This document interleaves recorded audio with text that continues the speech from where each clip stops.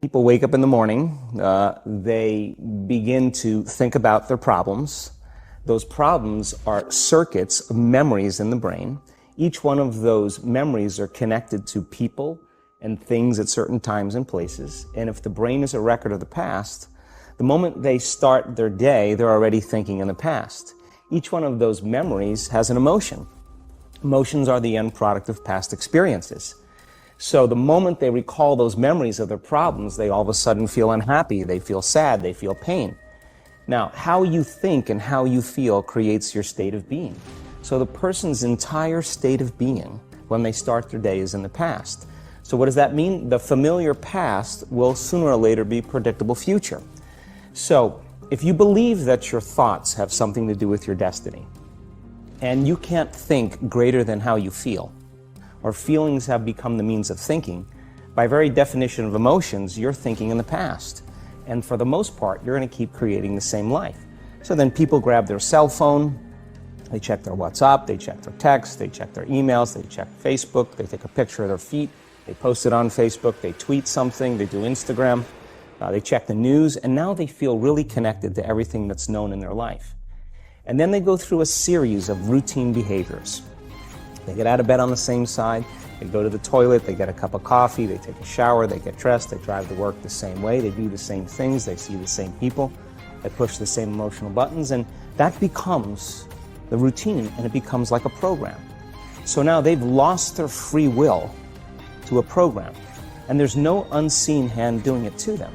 So when it comes time to change, the redundancy of that cycle becomes a subconscious program. So now, 95% of who we are by the time we're 35 years old is a memorized set of behaviors, emotional reactions, unconscious habits, hardwired attitudes, beliefs, and perceptions that function like a computer program.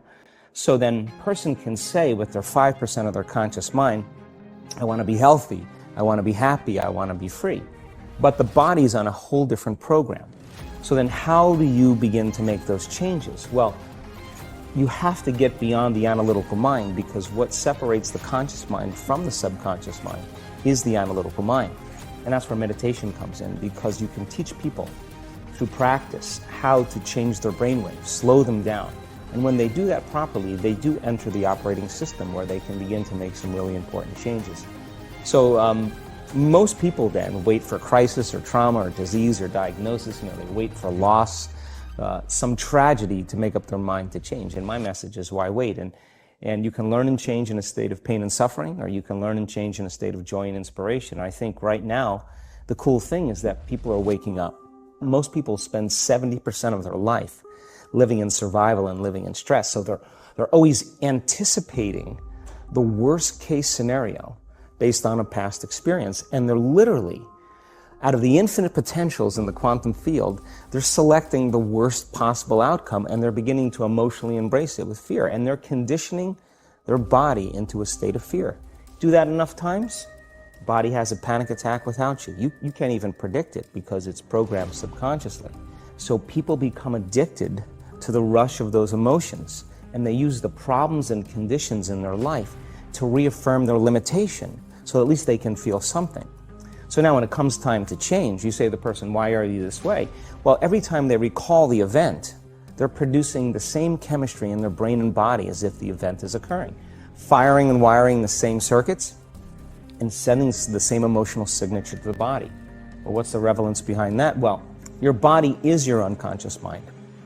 In a sense, if you're sitting down and you start thinking about some future worst-case scenario that you're conjuring up in your mind, and you begin to feel the emotion of that event, your body doesn't know the difference between the event that's taking place in your world, outer world, and what you're creating by emotion or thought alone. So most people then, they're constantly reaffirming their emotional states. So when it comes time to give up that emotion, they can say, I really want to do it, but really the body is stronger than the mind because it's been conditioned that way. So the servant now has become the master. And the person all of a sudden, once they step into that unknown, they'd rather feel guilt and suffering because at least they can predict it. Being in the unknown is a scary place for most people because the unknown is uncertain. And people say to me, well, I can't predict my future. I'm in the unknown, and I always say the best way to predict your future is to create it. Not from the known, but from the unknown. What thoughts do you want to fire and wire in your brain? What behaviors do you want to demonstrate in one day?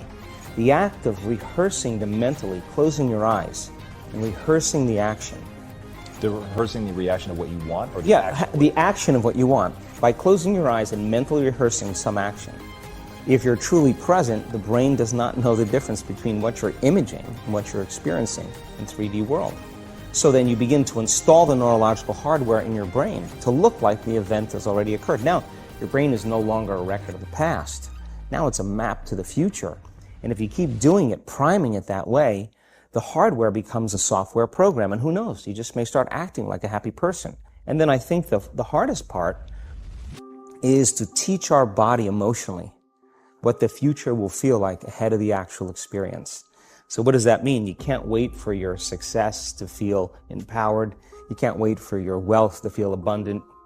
You can't wait for your new relationship to feel love, or your healing to feel whole. I mean, that's the old model of reality, of cause and effect, waiting for something outside of us to change how we feel inside of us. And when we feel better inside of us, we pay attention to whoever or whatever caused it. But what that means then is that from the Newtonian world is that most people spend their whole life living in lack, waiting for something to change out there.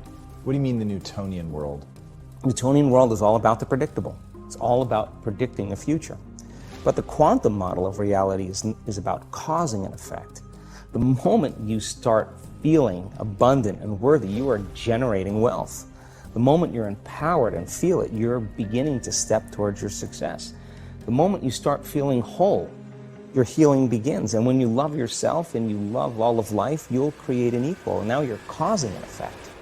And I think that's the difference between living as a victim in your world, saying, I am this way because of this person or that thing or this experience. They made me think and feel this way. When you switch that around, you become a creator of your world, and you start saying, my thinking and my feeling is changing an outcome in my life. And now that's a whole different game, and we start believing more that we're creators of reality.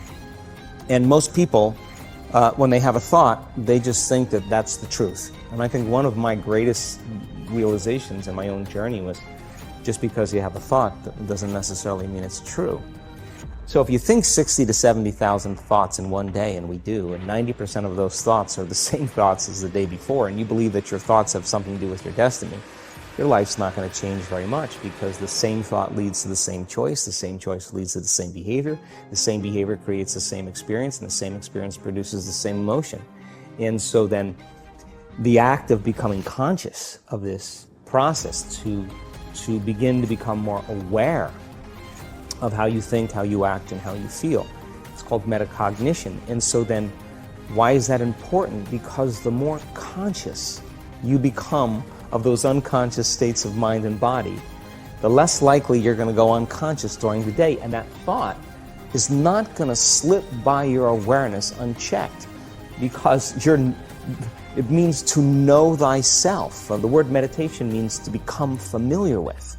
So as you become familiar with the thoughts, the behaviors, and the emotions of the old self, you're retiring that old self. As you fire and wire new thoughts and condition the body into a new emotional state, if you do that enough times, it'll begin to become familiar to you. So it's so important, just like a garden. If you're planting a garden, you got to get rid of the weeds.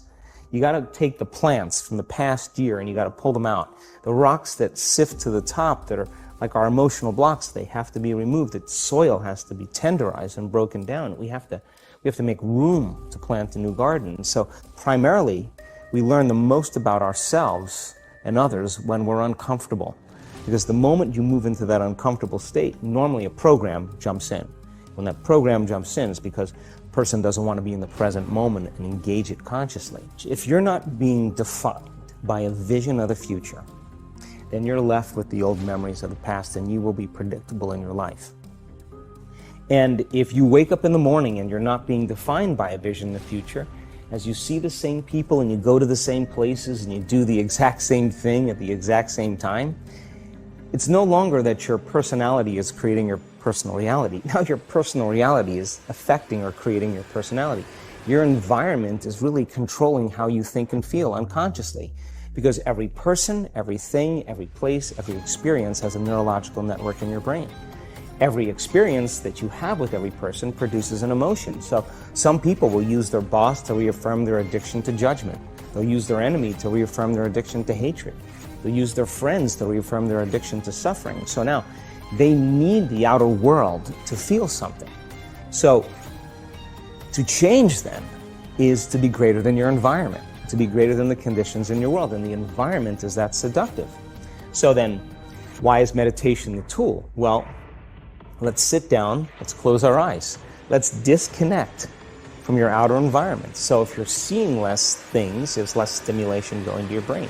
If you're playing soft music or you have earplugs in, less sensory information coming to your brain, so you're disconnecting from your environment. If you can sit your body down and tell it to stay like an animal, stay right here. I'm going to feed you when we're done. You can get up and check your emails, you can do all your texts, but right now, you're going to sit there and obey me. So then, when you do that properly, and you're not eating anything, or smelling anything, or tasting anything, you're not up experiencing and feeling anything, you would have to agree with me that you're being defined by a thought, right? So when the body wants to go back to its emotional past, you become aware that your attention is on that emotion, and where you place your attention is where you place your energy. You're siphoning your energy out of the present moment into the past, and you become aware of that. And you settle your body back down in the present moment, because it's saying, well, it's 8 o'clock. You normally get upset because you're in traffic around this time. And here you are sitting, and we're used to feeling anger, and you're off schedule. Oh, it's 11 o'clock, and you usually check your emails and judge everybody. Well, the body's looking for that predictable chemical state. Every time you become aware that you're doing that, and your body is craving those emotions, and you settle it back down into the present moment, you're telling the body it's no longer the mind, that you're the mind. And now your will is getting greater than the program. And if you keep doing this over and over again, over and over again, over and over again, just like training a stallion or a dog, it's just going to say, I'm going to sit. And the moment that happens, and the body's no longer the mind, when it finally surrenders, there's a liberation of energy. We go from particle to wave, from matter to energy, and we free ourselves from the chains of those emotions that keep us in the familiar past. And we've seen this thousands of times. In fact, we can actually predict it now on a brain scan.